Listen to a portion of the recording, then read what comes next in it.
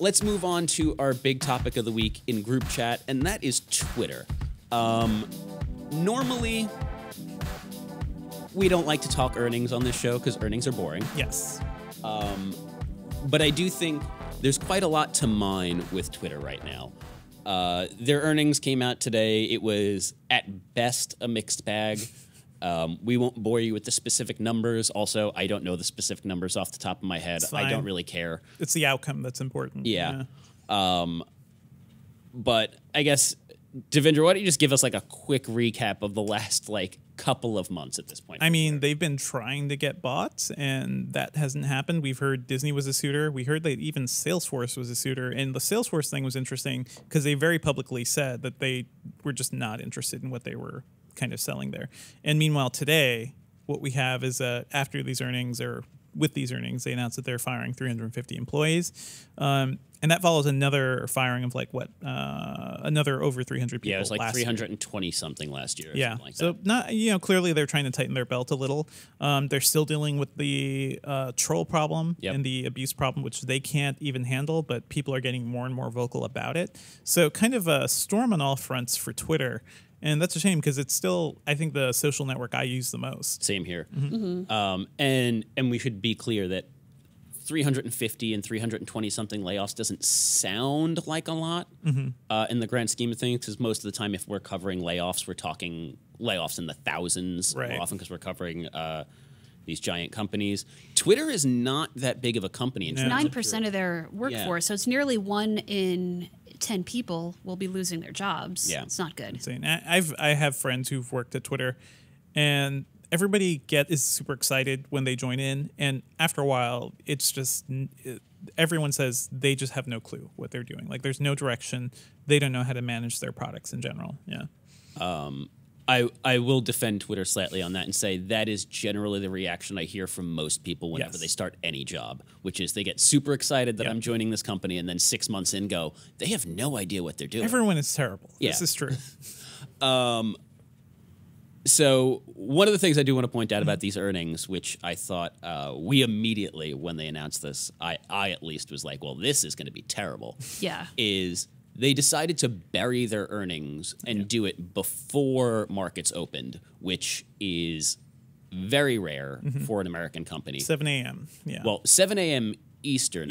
And Twitter is a San Francisco-based company, which means it was 4 a.m. local for them, which is basically just like setting off alarms all over the place that earnings going to be really, really bad. You're going to have some happy journalists up in the morning to write that too. Yeah. So. Generally, the only earnings that come out at 4 a.m. If they could have announced their earnings as the Microsoft or Apple live blog was beginning, they would have done that too. Yeah, it's about the only way they could have been more explicit about how much they wanted to bury this news. Yeah, I mean, it's the sort of thing, not to get too inside baseball, that when we found out, we're like scrambling. We're like, well, we expected somebody on the West Coast to cover this because that's when you do earnings releases, is after the market closes. We assign reporters to these things, and then we're like, oh, but you'll be asleep now. Yeah. It's like generally like we don't want to give it to somebody on the East Coast because we don't want to make them stay late, so we give it to the West Coast guy, and they're like, oh, well, we can't have you wake up at 3 a.m. That's just unfair. Not great. So yeah, I mean, it turned the entire morning into turmoil basically because of it. So thanks for that, Twitter. Good job. Thanks.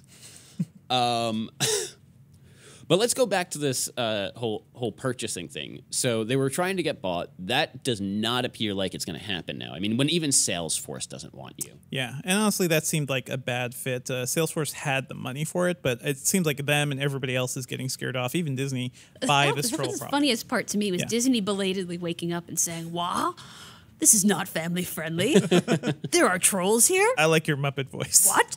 What? To be fair, delayed reaction on their part. Disney has a lot of not so family friendly properties. Yeah, this is true. Like they own Marvel, and Marvel's producing these really, really adult superhero stories on Netflix. So I mean, and they have plenty of adult superhero comic books. Yes. See, that's less weird to me. I honestly don't know why Disney wanted Twitter in the first place. If I'm honest. It just all of the who were the other potential suitors? We had Disney, we had Apple, Salesforce, Apple, Google. anybody who has enough money to buy a company like Twitter. That was basically it. That was like the only qualifier. Nobody thought about what they were going to do with it, probably. They were just like, can we afford it? Well, that's how, I mean, I used to cover like startups and business deals more.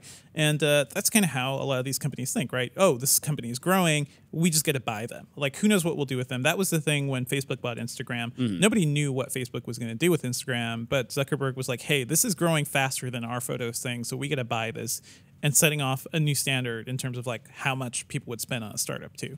So yeah, it seems like rarely is there a strategy to buying a thing like this. So, I mean, what if no one buys it? So it's a public company, right? It's still beholden to investors. And if they're not making money and they're just losing all this money, it's a problem. My instinct still is we need Twitter. You can't just close down I think like Twitter. Yeah, I mean, if Twitter goes away, that's going to be a really sad day for me. Someone has to save Twitter. Somebody has to. The thing is, Twitter should be able to save itself, and it's just sad that it hasn't. I think in an ideal world, it would be its own independent thing, too. Honestly, it seems like something that should at some point just be like another internet service, right? Twitter, to me, is as useful as email or something like that. Like, I would love for it to go open completely in that sort of way, but we'll probably never see that. Yeah. Well, what do you think the value is in Twitter becoming like an open communications protocol? Monetarily, probably not much. But the thing is, when you create things like that, and we don't do that much anymore, right? Email was created, a lot of the earlier standards, when they were building up the web, that was about building a community and creating something that everybody would use. That, that's here now already. So how do you go about creating something open like that? I don't think you can do that today. Like, the internet is all about people buying property and real estate now. Yeah.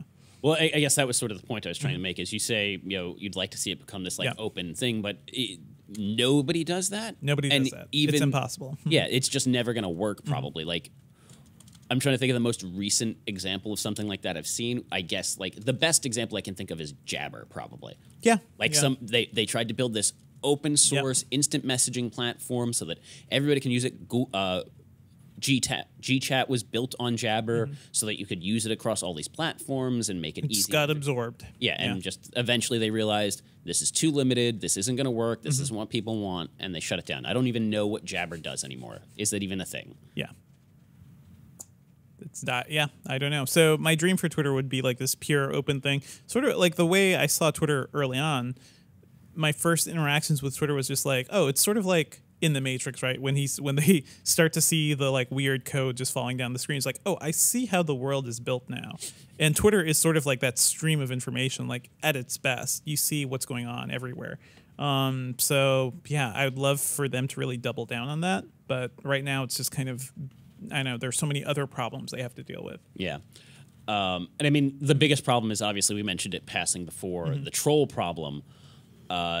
They did say today that they have plans to do like meaningful, in quotes, safety updates, but they didn't offer a lot of detail. And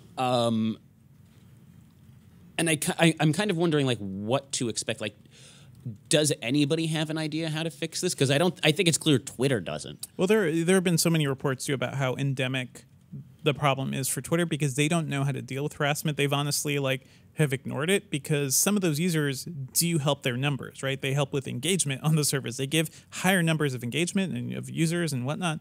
And if Twitter starts to take those numbers away, they look less valuable as a company too. So it's a shame. It's a shame that they've valued that more than protecting their users. Now things like the problems are getting more public. You have Leslie Jones talking about her issues with the service and everything. There was her SNL skit last week, I think. They can't ignore it anymore. Yeah. So, any last thoughts on what Twitter needs to do next? Well, probably laying off people is the best thing they could do to kind of like stay afloat and do their thing, but they got to refocus. In terms of their business model? Yeah. I don't know. You don't know. Don't know. I think so many of us have ideas for the product, but not how they should make money. Yeah. Which makes sense, right? Yeah. Which is why we're product users and not we're journalists. We don't critiquers of product. We're it's not just weird business how people. Everything they do has started to fail, right? They hired a head of diversity who was just like a white dude trying to handle diversity. They hired I believe it was them. They tried to hire VR guy, right? And that was problematic. Oh, yeah. He was fired. Wasn't he gone like within 24 hours? Yes, because TechCrunch wrote a story because he had this whole thing. He had like a railing post against homeless people in San Francisco that really sound like an elitist thing against these degenerates. They can't do anything right. No, they can't. And I almost feel bad because it's not like Snapchat where I feel like the people who run Snapchat are actively malicious people. I think like they're bad humans. Hi, guys. I feel like Twitter just can't help but get in its own way. Like it's just like it's again like the diversity had a diversity thing. Like that was a really easy one to knock out of the park. No. Yep. How did you screw that up? Like, and I don't think it was a malicious thing. I think they were honestly trying to do the right thing. They just don't know what they're doing. They don't know what to do. Well, the thing is too, it's like Jack Dorsey is back in charge and leading Twitter. I think that guy has modeled himself on Steve Jobs in so many ways, like straight down to his behaviors and the way he's starting to act. But he doesn't have the substance beneath. Like he doesn't have that kernel of like ingenuity or vision or anything. Yeah. We are out of time, though. So if the people out there want to continue this conversation about how Twitter is falling apart and how Snapchat is the worst and all that, hit us up on Twitter or email. Devendra, where can the fine people find you? I'm at Devendra on Twitter. Yes. Not going to plug your other show today? I review movies at /film.com. We've had a bad run of movies to review lately, so it's been rough. You don't want to encourage It's been rough. I did see Arrival, so that review is going to be a lot of fun. Okay. Yeah. Dana, where can the fine people find you? I am at Dana Wallman on Twitter. It's my full name with no space. Okay. Yep. I am at Terrence O'Brien, lots of E's, no A's. You can also hit us up at Engadget Podcast on Twitter, or you can email us, podcast@engadget.com. Send us your thoughts, comments, questions, all of that stuff. We want to hear what you think. Also, don't forget to subscribe in iTunes or your podcast app of choice. Rate us on there. The more ratings we get, the more people can find us, and the more people can hear our lovely voices and all of the things that we think, because we're important enough to have a show. Yeah. But thank you for watching and listening. Don't forget to tune in next week. But before we go, I want to leave you with the comment of the week, which comes from Gallius. Gandalf for president. Sure. The gray or the white? He didn't specify. I'm sorry. Damn it, Gallius.